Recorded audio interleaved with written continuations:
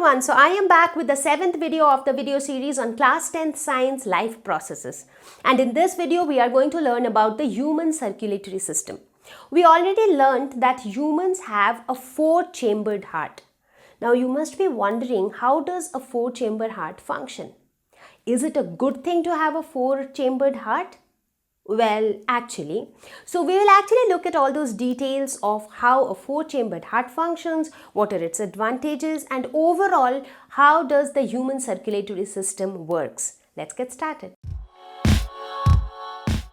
So what happens in case of human beings? They have a 4-chambered heart. So what are the 4 chambers? 2 auricles and 2 ventricles. So I guess now you can understand why another ventricle is added here. So that the oxygenated and the deoxygenated blood now can be completely separated both in auricles as well as ventricles. So this prevents mixing of oxygenated and deoxygenated blood. So here also we have double circulation. So let us try to understand how we have a double circulation here. So let us suppose this is the body and these are the lungs, and somewhere here we have the heart, which is divided into 4 chambers. So this is the right auricle, this is the left auricle, and this is the right ventricle, and this is the left ventricle. Right? So the auricles are the one which will receive blood, AIR. Auricles are the receiving chambers, ventricles are the pumping chambers, that is VIP. So this lungs will take in oxygen from outside. So the blood which will come out of the lungs, that will be oxygenated blood. Where will the oxygenated blood go? L for lungs, L for left auricle. So the oxygenated blood will go to the left auricle. From left auricle, this blood will go into the left ventricle, and the left ventricle will send this oxygenated blood to different parts of the body. Right? Now again in body, cellular respiration will happen, carbon dioxide will be released. So deoxygenated blood from the body will come into the right auricle. So this is the deoxygenated blood. From right auricle, it will come inside the right ventricle, and the right ventricle will send it back to the lungs. Right? So here also you see that in one complete cycle, once this oxygenated blood passed the heart, and then the deoxygenated blood again passed the heart. So in one cycle, the blood passes the heart 2 times. So that is why this is also known as double circulation. So in this case, the blood is enclosed in vessels. Because of that, the blood is at a higher pressure. Now, higher rate of the oxygenated blood flow enables birds and mammals maintain high activity levels. As I said, the warm-blooded animals, that is birds and mammals, they need some extra energy to maintain their body temperature. Now, the high rate of flow of the oxygenated blood actually helps them to maintain their body temperature. And that is why in case of warm-blooded animals, we do not want that the oxygenated blood and the deoxygenated blood gets mixed together. And that is why this separation is done, and therefore they have 4-chambered heart. So if you look at the circulatory system in this fashion, here you can see the red lines actually denote in your textbooks, or mostly a convention is followed where the red lines denote the oxygenated blood. Red denotes the oxygenated blood and blue denotes the deoxygenated blood. So here you can see that the oxygenated blood comes from the lungs, it goes to the heart, and from heart it goes to different parts of the body. We can see the red lines everywhere. Similarly, the blue lines start from the different parts of the body. They come to the heart, and from heart they are again pumped back to the lungs. So you can see they are pumped back to the lungs. So this is how oxygenated and deoxygenated blood is circulated throughout the body of an organism. So basically we will talk about 3 types of blood vessels: arteries, veins, and capillaries. So we will see why do we have these 3 types of vessels and what do they actually do. So now, looking at the picture which I shown you in the previous slide, how the circulation takes place, there has to be some carrier which will actually carry the oxygenated blood, or who will actually carry the deoxygenated blood. So those carriers are nothing but these blood vessels. So let us start our discussion with arteries. Arteries carry blood from heart to different body parts. So from heart, whichever blood flows out, that is carried by the arteries. They always carry oxygenated blood. Now, in order to understand this, let us quickly plot the same diagram because it will help you to understand it in a better way. So this is the body, this is the lungs, and this is the heart, which has 4 chambers. This is the right auricle, this is the left auricle, this is right ventricle, and this is left ventricle. So what did we see? We saw that the oxygenated blood from lungs comes to the left auricle, then it goes to the left ventricle. From left ventricle, it goes to the different parts of the body. And the deoxygenated blood from the body comes into the right auricle. From right auricle, it goes into the right ventricle. From right ventricle, it goes back to the lungs. So this is the oxygenated blood and this is the deoxygenated blood. So this is how the circulation happens. Now, who is actually going to carry these oxygenated blood from lungs to the left auricle, or this deoxygenated blood from right ventricle to lungs? Who is actually going to carry them? They are going to be carried by the blood vessels. So artery is the one which carries the blood from heart to different body parts. So if you see, from heart to different body parts, this oxygenated blood goes from heart to different body parts. So this blood is always oxygenated. So the blood which goes from heart to the body. So this is the only blood which is going from heart to the body, and it is oxygenated. Therefore, the arteries will carry this oxygenated blood. So this oxygenated blood is carried by the arteries from heart to different body parts. They have thick elastic walls. Why do they have thick walls? Because blood flows from the heart, which is a pump. Therefore, the blood flows under very high pressure. So they should have thick walls. If they have very thin walls, due to the very high pressure of the blood, the walls may rupture and the blood vessel can also get damaged. So that is why they have very thick walls, because the blood which is flowing through them is coming from the pump. There is one exception to the artery, that is pulmonary artery. There is a pulmonary artery which carries deoxygenated blood from right ventricle to lungs. So this is an exception. All arteries will carry oxygenated blood and all arteries will carry blood from heart to different body parts. The only exception is pulmonary artery. It will carry deoxygenated blood from right ventricle to lungs. So if you see the deoxygenated blood from right ventricle to the lungs, this is the deoxygenated blood from right ventricle to lungs, and this is carried by the pulmonary artery. See, in the previous definition, I told that arteries carry blood from heart to different body parts. So from heart to different body parts. But lung is also a part of the body. But to the lungs, from heart to lungs, the blood which is getting carried is deoxygenated. So this deoxygenated blood is carried by the pulmonary artery. That means all arteries will carry oxygenated blood from heart to lungs. Only pulmonary artery will carry deoxygenated blood from heart to lungs. So if you remember this block diagram of circulation, it will be very easy for you to remember things. So now you understand what are arteries? Okay.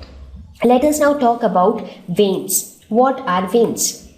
They carry blood from different parts of the body to heart. So the same picture, if I draw it here, if this is the body, this is the heart with 4 chambers, that is right auricle, left auricle, right ventricle and left ventricle, and this is the lungs. So the lungs will send in oxygenated blood here. Left auricle will send it to left ventricle and left ventricle will send it to different parts of the body. Now from body, deoxygenated blood will come to the right auricle. Right auricle will send it to right ventricle and right ventricle will send it to different parts of the body. This is the deoxygenated blood. So in the previous slide, we saw that this oxygenated blood from heart to body is carried by the arteries. This deoxygenated blood from heart to lungs is carried by the pulmonary artery. Now veins will carry blood from different body parts to heart. That means different body parts to heart. So this is going to carry deoxygenated blood. So these veins are going to carry deoxygenated blood. They have thin elastic walls. Why do we have thin elastic walls? Because in this case the blood is not flowing from the pump. The blood is flowing from different parts of the body, so they are comparatively at a lower pressure. As a result, thin walls will also do. In veins, there are valves which are present. What are valves? Valves are something that regulates or controls the flow of a fluid. So valves actually regulates the flow of a fluid. So you can consider valve as doors. Like why do we have doors in our houses? So that the doors can control the entry and exit of people. When the door is open, people are allowed to enter. When the door is closed, people are not allowed to enter. So we can decide as per our own choice whether we want people to enter in or we do not want them to enter. So similarly, there are valves which can be opened or which can be closed. So when the valves are closed, blood flow cannot take place. But when the valves are open, blood flow will take place. So inside the veins, valves are present. Why are valves present? In order to prevent the backflow of deoxygenated blood. See, because this is deoxygenated blood, which is a bad blood. We do not want it to be inside our body. So we do not want that this deoxygenated blood by any chance starts flowing back. Because in case of the oxygenated blood, it was flowing from the heart. So it was flowing under very high pressure. So there is no chance of it flowing back. But in this case, the blood is flowing at relatively lesser pressure. So there are chances that the deoxygenated blood might flow back. So in order to prevent the backflow of deoxygenated blood, there are valves present inside the veins. So if you keep the valves closed, there is no chance that the blood can flow in the backward direction. So even for the veins, there is an exception, that is pulmonary vein. Like all veins carry deoxygenated blood, but pulmonary veins carry oxygenated blood from the lungs to the left auricle. That means this is done by the pulmonary vein. So whenever somebody asks you what is artery, artery are those blood vessels which carry oxygenated blood. Only exception is pulmonary artery, which carries deoxygenated blood. Similarly, veins are those blood vessels which carry deoxygenated blood. Exception is pulmonary vein, which carry oxygenated blood. Clear? Okay. So let us look at the third blood vessel, that is the capillaries. Now the arteries which we are talking about, these arteries branch out to form smaller tube-like structures known as arterioles. These arterioles further branch out to form even thinner structures called capillaries. And these capillaries are the thinnest, and they are the smallest blood vessel. They will again join together to form venules, which in turn will join together to form veins, and the veins will join together to form vena cava. So here you can look at this picture. This is an artery, this red line. Why is it red in color? Because the arteries carry oxygenated blood, and oxygenated blood is denoted by red. Now if you see here, the arteries branch out to form the arterioles. So here you can see so many arterioles, right? Now these arterioles will further branch out to form the capillaries. So here you can see very thin tube-like structures. These are the capillaries. Now the capillaries again join together to form the venules. So here you can see the capillaries again come back and join together and form venule. Venules again form a vein. So this is the vein, the blue structure. And many such veins join together to form vena cava. So this is how the structure of blood vessels are. Right? So the capillaries have extremely thin walls. Why? Because capillaries are the main sites for exchange of gases. As I have already mentioned, in case of respiration also, the main exchange of gases take place between the alveoli and the capillaries. That is why alveoli have extremely thin walls, and the capillaries also have extremely thin walls, so that the diffusion can take place easily. The exchange of gases, nutrients or excretory products, everything become easier if the walls are thin. Right? So we covered the different blood vessels, arteries, veins and capillaries. Let us now quickly differentiate between the arteries and veins. Both of them are blood vessels, but when we talk of arteries, they carry blood from heart to the body, whereas for veins, they carry it just the opposite, from different parts of the body to the heart. Arteries carry oxygenated blood except one artery, which is pulmonary artery, which carries deoxygenated blood. All veins carry deoxygenated blood except one, that is pulmonary vein. In arteries, blood flow with higher pressure. Why? Because arteries carry blood from heart to different parts of the body, and heart is the pump. So it is actually carrying blood from the pump. So the blood is at a higher pressure. So the flow is with higher pressure. In veins, the blood flow with comparatively lower pressure. Because of this difference in pressure, the arteries have thick elastic walls, because since the blood is flowing with very high pressure, so the vessel inside which the blood is flowing should be strong enough. Otherwise, the vessel might rupture. So they are provided with thick elastic walls, whereas the veins are provided with thin, less elastic walls. In arteries, there are no valves, because since here again since the blood is flowing with higher pressure, so there are less chances that the blood will flow in the backward direction. Whereas in case of veins, valves are present, because since the blood is flowing with a comparatively lower pressure, so there are chances that it might backflow. So in order to prevent that backflow, valves are present inside veins. So these are some of the important differences between arteries and veins. So with this, we will conclude our discussion on the blood vessels, and we will now discuss in detail about the human heart. Heart, which is the pumping organ of the circulatory system. Let us look in detail the structure of the heart. So it is the muscular pumping organ. It is located in the thoracic cavity between the lungs. So in the respiratory system, we saw that there are two lungs which lie in the thoracic cavity. Somewhere in the middle of the two lungs is present the heart, which is slightly tilted towards the left. So if you look here, you can see that the bottom of the heart is slightly tilted towards this side.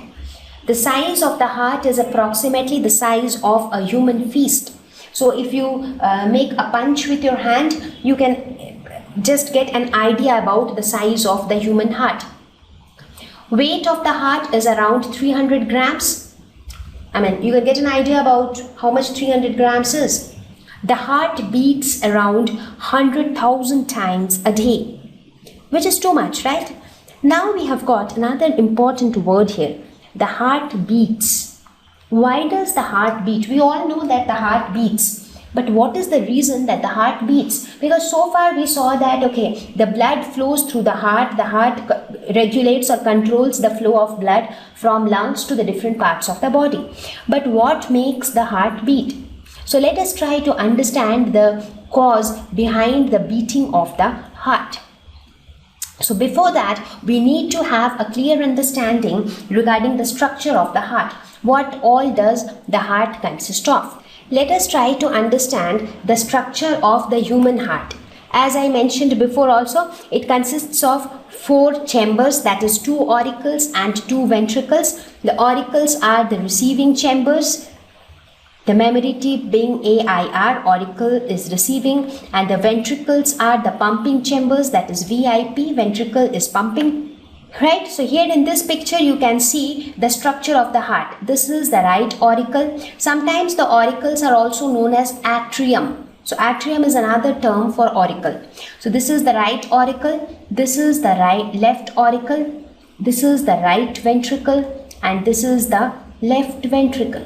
Now the auricles are separated from the ventricles by coronary sulcus. So there is a groove-like structure between the auricles and the ventricles, and that is known as the coronary sulcus. Similarly, how are the auricles separated from each other? The left auricle and the right auricle are separated from each other by interauricular septum. So this interauricular septum actually separates the right auricle and the left auricle. Similarly, there is an interventricular septum which separates the left ventricle from the right ventricle. Now these 4 chambers need to be separated from each other, right? So auricles and ventricles are separated by a groove-like structure called coronary sulcus. The 2 auricles are separated from each other by interauricular septum, and the 2 ventricles are separated from each other by interventricular septum. Now when we talk about the structure of the human heart, it becomes very important to talk about the valves. It is not only the 4 chambers which is present inside the heart. Other than the 4 chambers, there are 4 valves as well, which play a very important role inside the heart. So what are these valves? These valves are nothing but they are regulators which control the flow of blood inside the heart. So these valves actually decide when will the blood flow from the auricle to the ventricle, when the blood should not flow from the auricles to ventricles. So the flow of blood is completely decided by these valves. So each valve opens one way and controls the flow of blood. So the valves will open and close, and their opening and closing will actually allow the blood to flow. So what are the 4 valves which are present? The first one is pulmonary valve. The name pulmonary valve came from the pulmonary artery. So it is present between the right ventricle and the pulmonary artery. So here if you see, this is the right ventricle, right? And where is the pulmonary artery? This is the pulmonary artery. So do you remember the structure which I explained? Let us try to understand this with the same structure. That will help you to understand it in a better way. Let us suppose this is the heart divided into the 4 chambers. This is the right auricle, left auricle, right ventricle and left ventricle. This is the lungs, and these are the different parts of the body. So from the lungs, oxygenated blood comes to left auricle. From there it goes to left ventricle. From left ventricle it goes to different parts of the body. From different body parts, the deoxygenated blood comes to right auricle. From there it goes to the right ventricle, and from right ventricle it goes back to the lungs. Right?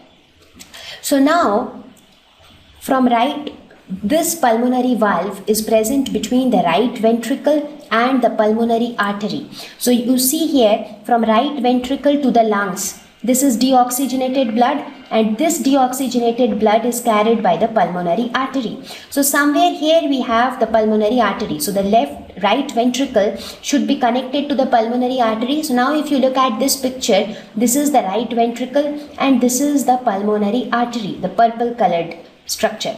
So you see the right ventricle is attached to the pulmonary artery, and in between them there is this pulmonary valve. Clear? So this is one valve between the right ventricle and the pulmonary artery. Which is the next valve? It is the tricuspid valve, which is present between the right auricle and right ventricle. So here you see in this deoxygenated flow, the flow of blood also took place from right auricle to right ventricle. So here also there should be a valve present. So between the right auricle and the right ventricle, this is the right auricle, this is the right ventricle. In between them, this valve is present, which is called the tricuspid valve. Why is it called tricuspid? Tri means 3 because it has 3 cusps. What are cusps? Cusps means nothing but flap. So these kind of valves have 3 flaps, so they are called tricuspid valve. So it is present between right auricle and right ventricle. Then the next one is the mitral valve or the bicuspid valve. Bicuspid would mean that it has 2 cusps or 2 flaps. It is present between left auricle and left ventricle. That is left auricle and left ventricle. Here one valve has to be present, because if you look at this picture, you can see that the blood from the lungs to the left auricle, this is the oxygenated blood, and who carries this oxygenated blood? Pulmonary vein, right? Now this blood which flows to the body, that is carried by the arteries, and this blood, deoxygenated blood which flows from the body to the right auricle, that is carried by the veins. So that means these are the gateways where actually the flow of blood has to be controlled. The flow from right auricle to right ventricle, the flow from left auricle to left ventricle, and also the flow from the pulmonary vein to left auricle, and the flow from pulmonary artery and the right ventricle. So we have valves at these 4 places. So now this bicuspid valve is present between left auricle and left ventricle. This is left auricle, this is left ventricle. So between them is present the mitral valve or the bicuspid valve. So the cuspid valves are present between the auricles and the ventricles. So between the right auricle and right ventricle, the tricuspid valve is present. Between right auricle and right ventricle is tricuspid valve, that is RTR. And between left auricle and left ventricle is the bicuspid valve, that is LBL. So this is how you can remember it, RTR and LBL. So RTR means right auricle, tricuspid valve, right ventricle. So in between the two right auricles and ventricles is the tricuspid valve. Similarly, between left auricle and left ventricle is the bicuspid valve, which is the fourth valve, that is the aortic valve. The word aortic has come from the term aorta. What is aorta? Aorta is the largest artery in the body.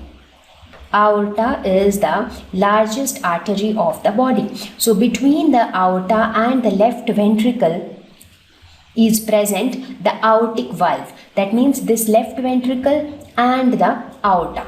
So here also one valve has to be present. So wherever the outflow of blood takes place, there has to be a valve present there. Because see, in this case, the blood is inflowing, the blood is entering into the heart, so we do not need a valve.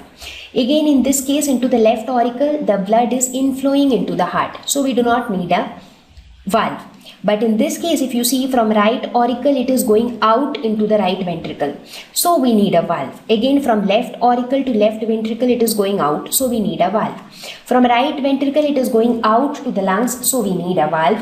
Again, from left ventricle, it is going out to the body, so we again need a valve. So this valve is known as aortic valve. So if you see here, between the right ventricle, between the left ventricle and the aorta, which is the aorta, this is the aorta, the red colored structure, which is the largest artery. So if you see, it is connected to the left ventricle, and this is known as the aortic valve. So these four valves together control the flow of blood inside the heart. So let us now try to understand the functioning of the human heart. I mean, we have understood the circulatory system inside the human body as a whole, that how blood flows inside a human body. But now what we are trying to understand is, what is the cause of the beating of the heart? Why does the heart beat? What is that thing which happens inside the heart which makes it beat?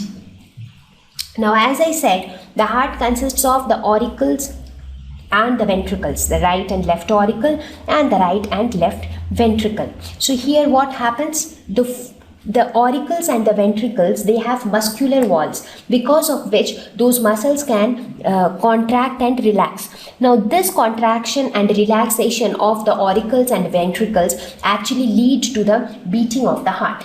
Now why does the auricles and the ventricles relax or contract? Let us have a look. Now here also you see this blue color will represent the deoxygenated blood and the red color will represent the oxygenated blood.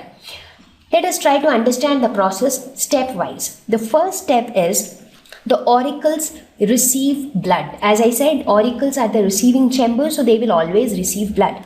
Now while receiving blood, the auricles will remain in relaxed state, because whenever any object receives something, that doesn't contract. For example, in case of lungs also we saw that when we breathe in, the lungs expand, they do not contract. Similarly, when the auricles receive blood, the auricles will be in a relaxed state, because during receiving blood, more space is needed by the incoming blood. So the auricles relax. So the relaxation state is known as diastole. The term diastole is used for the relaxation state. So this relaxing state of the auricles is referred to as auricular diastole. So when does this happen? Now here you can see that the blood is entering into the auricles. So the auricles are in a relaxing state. Clear?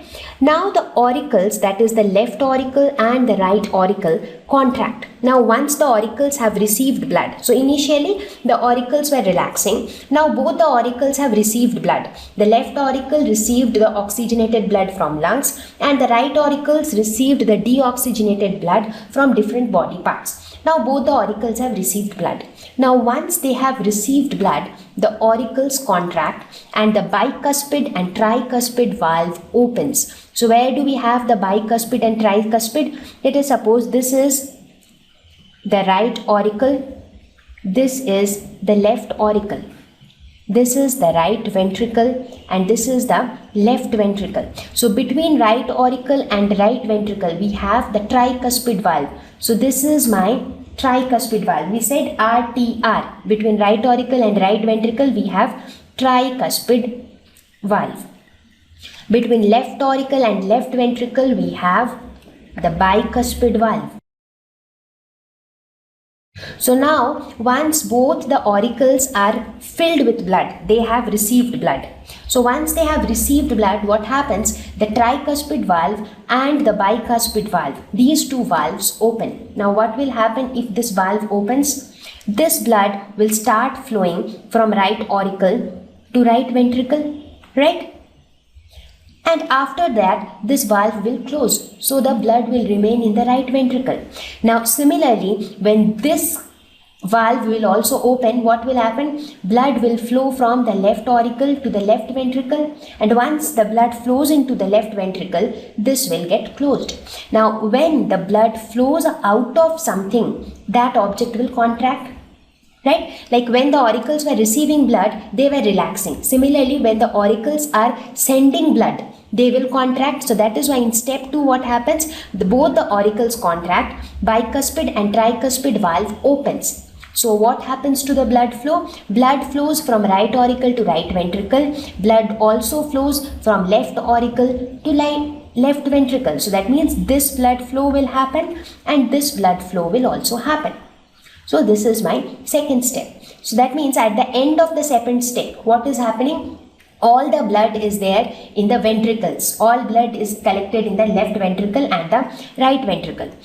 So now when the ventricles were receiving blood, so the ventricles were also relaxing. So that means in this stage, when the auricles are contracting, what do we say? We say this is auricular systole. Systole is used for contraction and the word diastole is used for relaxation. So when the auricles contract, that is called auricular systole. But at the same time, in the same step, when the blood is flowing from the right auricle to right ventricle, what is happening to the ventricles? The ventricles are actually relaxing because the ventricles are getting blood. So this is also known as ventricular diastole because the ventricles are actually relaxing while receiving blood from the auricles. Now in the next step, what happens? The ventricles contract because now the ventricles are filled with blood and the bicuspid and the tricuspid valve closes. So that means all the blood gets collected in the right ventricle and the left ventricle. Okay. Now what happens? The pulmonary and aortic valve opens. That means where is the pulmonary valve? This is the pulmonary valve. This is pulmonary valve and this is aortic valve. Because this is connected to the aorta. This is the aorta. And what is this? This is the pulmonary artery. Right? Now these two valves will open. Now what will happen if this valve opens? The blood which was collected here in the right ventricle, it will start flowing out through the pulmonary artery. So something like this will happen. This valve will open and therefore the blood will flow out from the pulmonary artery. Correct? So the blood flow from right ventricle to the lungs and also from left ventricles to the body. So you saw the movement of blood, how this deoxygenated blood which came to the right auricle. This was deoxygenated blood. It was coming from the different body parts. So this came into the right auricle. When the blood was entering right auricle, their auricles were relaxing. Once it got filled with blood, it started contracting and this valve opened. So the blood entered into right ventricle. When the blood was entering into right ventricle, the ventricles were relaxing, which is called the ventricular diastole. Once the ventricle was filled with blood, this valve opens and the blood flows into pulmonary artery. And then the ventricles contract and this is called ventricular systole. Now the similar things happens also in the left auricle. So that also you can see from this animation. Now the blood first enters into left auricle. When this valve opens, it flows from left auricle to left ventricle. Now the bicuspid valve closes. And what happens to the ventricles? The ventricles will now start contracting because it is filled with blood. and now the aortic valve opens. When the aortic valve opens, this blood flows to the aorta. So through aorta, where does it go? It goes to the different parts of the body, because the aorta will actually take it to different body parts. So it will go back to different parts of the body. Clear? And what does this show? This shows nothing but the lungs. So now you can understand this diagram. What does it say? From different parts of the body, deoxygenated blood comes. It goes to the right auricle. From there, it goes to right ventricle. From right ventricle, it goes through the pulmonary artery to the lungs. In the lungs, the deoxygenated blood, the carbon dioxide is thrown outside the body through nostrils, and the oxygenated blood is passed to the left auricle. From left auricle, it goes to left ventricle, then it goes through the aorta to different parts of the body. So I hope that now you understood the entire process. So in this entire process, did you observe one thing? That at periodic intervals of time, the auricles and the ventricles keep contracting and expanding. And this contraction and relaxation is actually interpreted as heartbeat. This contraction and relaxation gives rise to the beating of the heart. So here you can observe the same process once again. The deoxygenated blood flowing from right auricles to the ventricles, and then through the pulmonary valve goes out to the lungs, where similarly the oxygenated blood from the lungs enters from left auricle to the left ventricle through the bicuspid valve, and then when the aortic valve opens, it moves through the aorta to different parts of the body. Now, based on this systole and diastole, we can also understand the concept of blood pressure. Many of you would have heard that some elderly person in your family might be having problems of high BP. Often our grandfather or people of that age say that I am a patient of BP. I generally have high blood pressure. So what do we mean by blood pressure? So blood pressure is nothing but the ratio of the systolic pressure to the diastolic pressure. That means this systole and diastole which we were talking about. So the ventricular systole by the ventricular diastole. So the pressure is measured at the systole condition, and then the pressure is also measured at the diastole condition, and the ratio of these two gives the blood pressure. So you would have often heard that people saying that my blood pressure is 130 by 70. Somebody say that my blood pressure is 160 by 90. So what is that 160 by 90? What is that 130 by 70? So that 130, that is the numerator, is nothing but the systolic pressure, and the denominator is the diastolic pressure. So here the systolic pressure which we are talking about is the ventricular systole. Now as we saw that ventricles are the pumping chambers, so they send blood to the body, right? So here we will see how do we measure blood pressure. Now average blood pressure for a healthy adult is 120 by 80 mm of mercury. So how do we measure pressure? The unit of pressure, so we often use the unit Pascal, or we often use this mercury column as a reference to measure pressure. So for the normal blood pressure is 120 by 80 for an adult human, and the instrument which is used to measure blood pressure is called as sphygmomanometer. So this is the instrument which is used to measure blood pressure. I am not sure if you have ever been to a hospital to get your blood pressure checked, or if you would have ever seen somebody else getting their blood pressure checked. Have you seen that instrument? How does it look like? There will be a stethoscope, there will be a band, and then there will be a box which will show the reading of the pressure. So what will the doctor generally do? He will tie the band on your arm. So this is your arm normally. Now what will the doctor do? There will be a cloth like thing which he will wrap on your hand, and he will wrap it extremely tightly, and then he will start loosening it gradually. This is what he does. Now why does he do so? What does he understand from that?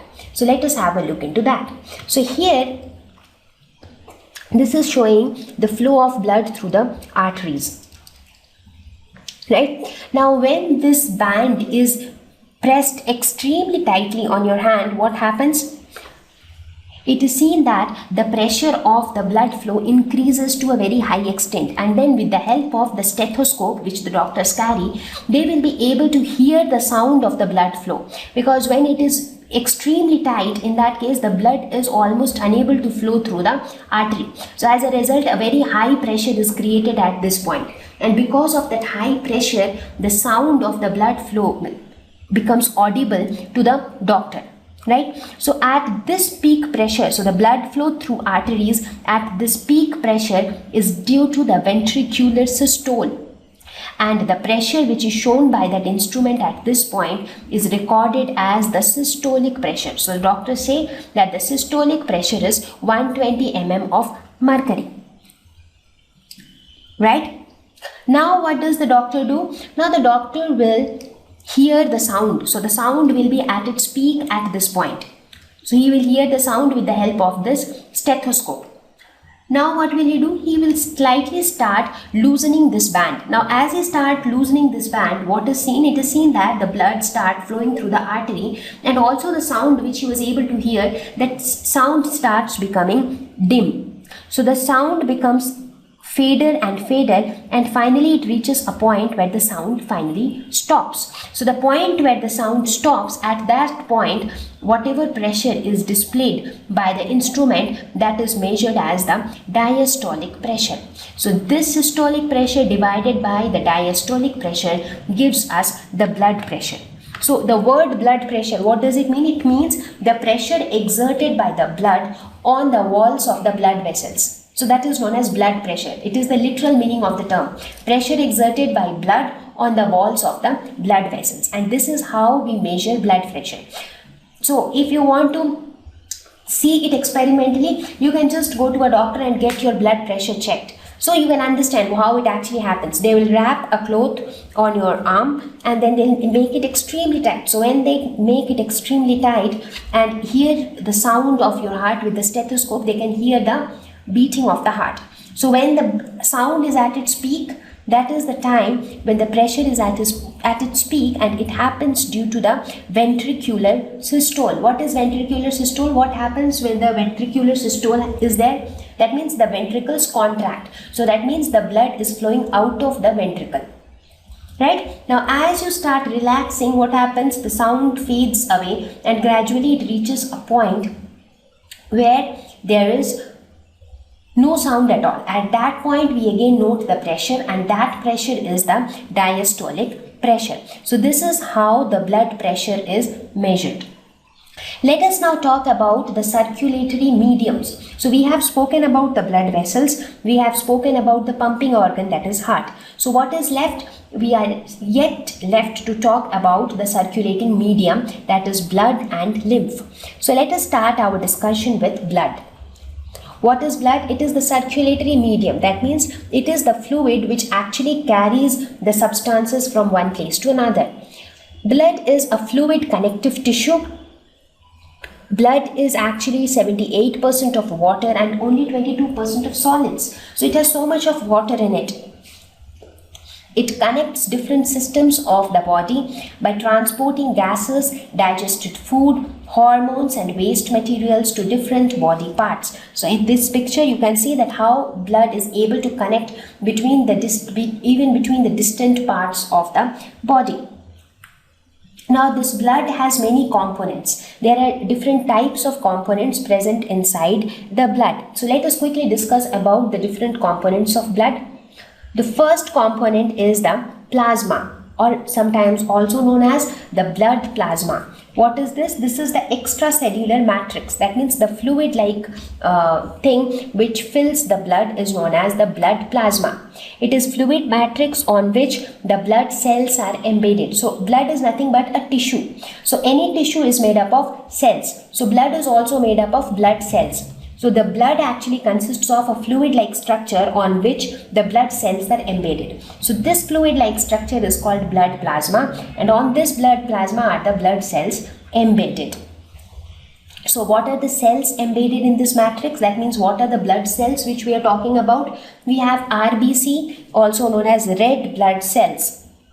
These are small cells without a nucleus. These cells do not have a nucleus. They carry oxygen from lungs to different parts of the body.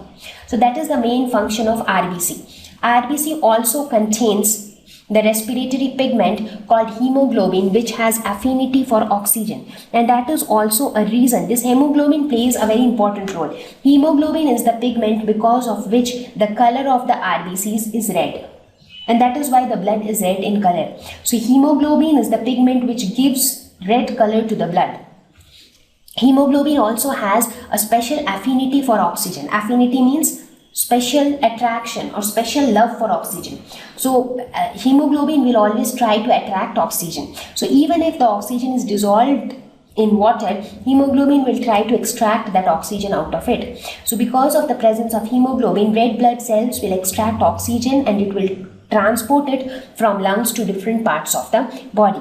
Also, these red blood cells are very small in size, which again helps them to transport to different and distant parts of the body. Their small size enables them to travel in extremely thin capillaries.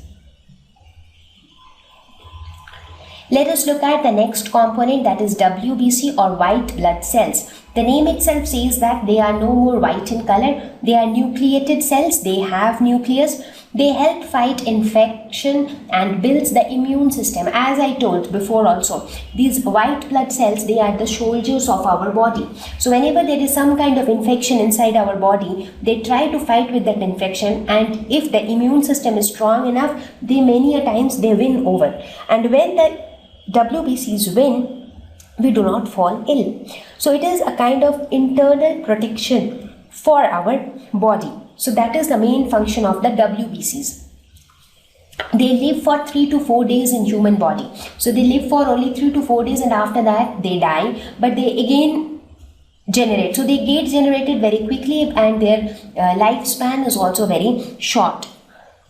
So here in this picture you can see the different types of WBC cells: neutrophil, eosinophil, basophil, lymphocyte, monocyte. These are the different types of the blood cells. We will talk about the detail of these cells in our higher classes. So let us look at the third component, that is the blood platelets.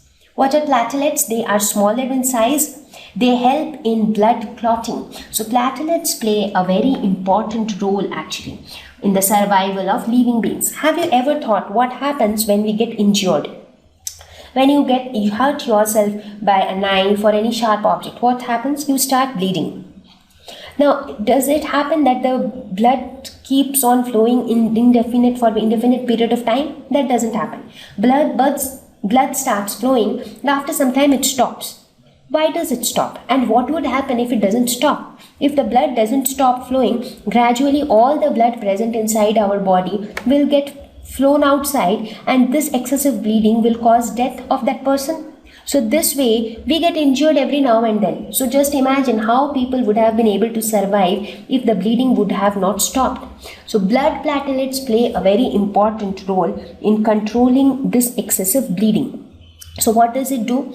The blood clot formed which plugs the injury. Whenever we get injured, so there is a rupture somewhere. The blood vessel gets ruptured somewhere. So that leakage is actually filled up by a blood clot which is formed by the platelets. So that leakage is filled and therefore the blood leakage is also checked. So leakage would also cause loss of pressure. So whenever there is a leakage in a tube, let us suppose blood is flowing through a tube, there is a leak in the tube. So the high pressure of the blood which was there initially will get affected because now there is a leakage. So this loss of pressure will also affect the efficiency of the pumping system as a whole, because this heart acts as a pumping organ. Why is it able to act as a pumping organ, or why is the blood actually flowing from one place to another? That is because of the difference in pressure. And who maintains that pressure, or who maintains that high pressure of the blood? The fact that the blood is enclosed inside blood vessels, that maintains the high pressure. Right? So now if the blood vessel get leaked somewhere, that pressure is reduced. If that pressure is reduced, the efficiency or the functioning of the entire pumping system will get affected. So platelets play a very important role by helping in blood clotting. So this was all about blood. So let us talk about the other circulatory medium, that is the lymph. So what is lymph? It is the tissue fluid or the interstitial fluid. As I said, inside every organism there are two types of fluid. One is the blood, which is red in color, and the other one is the tissue fluid or the interstitial fluid. It is colorless. It does not have any color. Now, as I mentioned, in open circulatory system, this lymph and the blood are mixed together. They are not separated from each other. But in closed circulatory system, they are completely separated from each other. Blood is enclosed in the blood vessels and lymph is present in the body cavities. Now, from where does this lymph get collected? Now, through the pores in the walls of the capillaries. The capillaries also have thin walls, and those walls also have small pores. So, through those pores, some amount of plasma, proteins and blood cells escape into the intercellular spaces. And these together constitute the lymph. So, now if you look at this figure, you can see how it shows the lymphatic system. So this lymph, when compared to the blood, it contains less proteins when compared to the blood plasma, because the blood plasma is also the fluid matter of the blood, and this lymph is also the fluid matter. It is, in fact, it is some substances which come from the blood plasma itself. Right, as I mentioned just now, that through the pores in the walls of the capillaries, some amount of plasma, proteins and blood will escape out into the intercellular spaces and they will form the lymph. So it is very obvious that they will contain lesser proteins than what is contained in the blood plasma. So in lymph, it is unidirectional flow from tissues to the heart. Like blood flows from both directions. Blood flows from heart to different parts of the body. Blood also flows from different parts of the body to the heart. But in case of lymph, it is a unidirectional flow, and it only flows from the tissues to the heart. So what is the function of lymph? Lymph will actually collect all the proteins, blood cells and the plasma which enters into the intercellular spaces, and then it will take all these things and take it to the heart.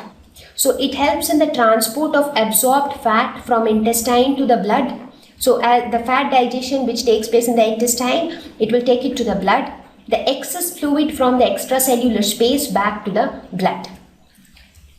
Now the lymphs also, this fluid lymph forms the lymphatic capillaries. Like how we have the blood capillaries, similarly we have lymphatic capillaries, and these lymphatic capillaries again form the lymph vessels, and these lymph vessels then join into the veins. So here you can look at this picture. This is the arteriole. So from the arteriole we have these structures. This is the arteriole and this is the venule. The arteriole is red in color, carrying oxygenated blood.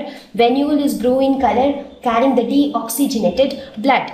Right? And where is the tissue fluid or the lymph? This is the lymph, the green colored structure. So these are the lymph vessels. So if you see here, these thinner structures are the lymph capillaries, and the lymph capillaries form together the lymphatic vessels, and the lymphatic vessels join into the veins. These are the venules, and these venules will in turn form the veins. Right? And these are the tissue cells. So here you can see the cells, right? These are the cells.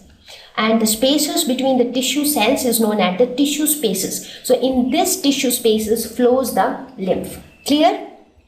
So this is all about the circulatory system in human beings, and we also talked about the circulatory system in other animals like reptiles, amphibians as well as fishes. So now, before we go ahead, let us quickly look at the differences between blood and lymph. The first difference is blood, which is the very obvious difference, that is blood is red in color and lymph is colorless. Blood flows very rapidly, whereas lymph flows slowly. Why does blood flow so rapidly? Because blood is enclosed inside the blood vessels, and the flow of blood is controlled by a pumping organ, that is heart. So because of that, the blood pressure is very high, and due to this high pressure, they flow rapidly. Blood flows from heart to different body parts and also from different body parts to the heart. So the flow is bidirectional. But in case of lymph, the flow is unidirectional. They flow only from the tissues to the heart. The vice versa flow is absent. Blood contains more proteins, lymph contains lesser proteins, because lymph is formed by some portion of the blood plasma and blood cells. Blood consists of plasma, RBC, WBC and platelets. Lymph consists of plasma and lymphocytes. The cells of the lymph are called lymphocytes. I'm sure that this video was interesting as well as useful. In the next video, we are going to learn about the internal transport in plants. Who takes care of transportation within plants? So, be with us.